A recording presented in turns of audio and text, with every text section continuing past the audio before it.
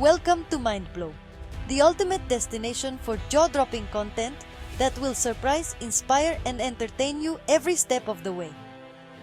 If you love discovering the unexpected, make sure to subscribe, hit the like button, and share with your friends to keep the excitement going. Your support helps us keep blowing minds and creating content you'll never forget. So buckle up and get ready, because this is just the beginning. Tonight, we turn to a story with major implications for Southeast Asia and the world. The United States has made a surprising offer to the Philippines, Freedom-class littoral combat ships, or LCS. The US Navy is retiring these ships early, raising eyebrows worldwide.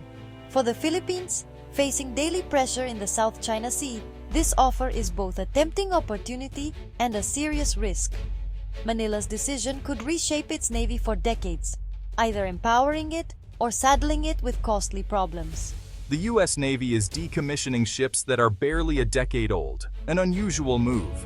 These ships, designed for flexibility and speed, have been plagued by design flaws and high costs.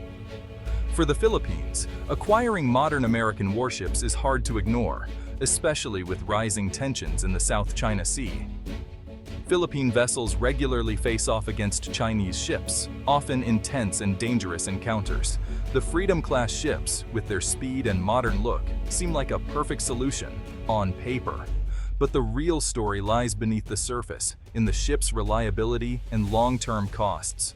The choice isn't just about getting more ships, it's about getting the right ships.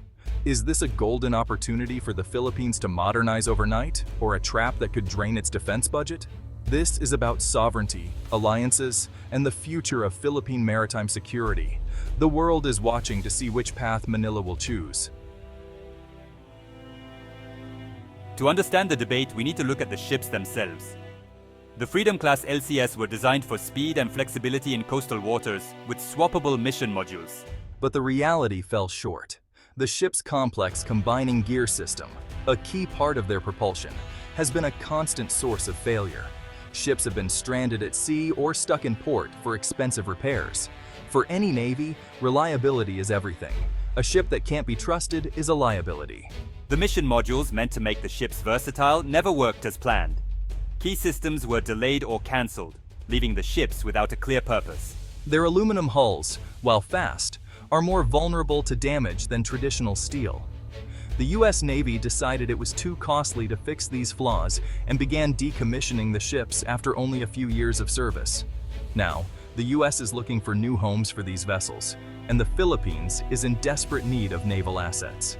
The offer is tempting, but the risks are real. The Philippines must weigh the chance to modernize against inheriting ships with a troubled past. The context is clear. The US is offloading ships it no longer wants, and the Philippines must decide if it's worth the gamble. The negotiation is complicated, with high stakes for both sides. The Freedom-class story is a warning about the dangers of untested innovation. For Manila, the lesson is clear: look beyond appearances. The right decision could define the Navy's future for decades. Before the Philippines decides, it should consider Greece's experience. Greece was offered Freedom-class ships by the US, just like the Philippines.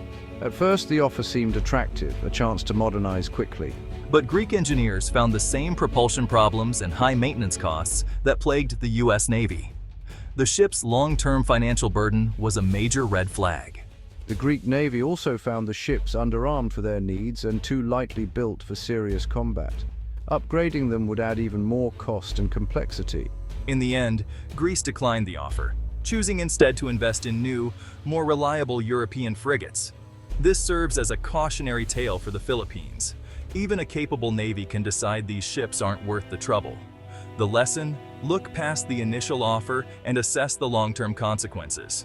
The wrong choice could mean years of regret. Manila must learn from Greece's careful evaluation. Accepting the Freedom-class ships is a double-edged sword for the Philippines. On the plus side, it would instantly modernize the fleet and strengthen the US-Philippines alliance. The ship's advanced radar, communications, and helicopter decks would boost the Navy's capabilities. Politically, it would send a strong message to China and improve US-Philippine interoperability. But the risks are huge.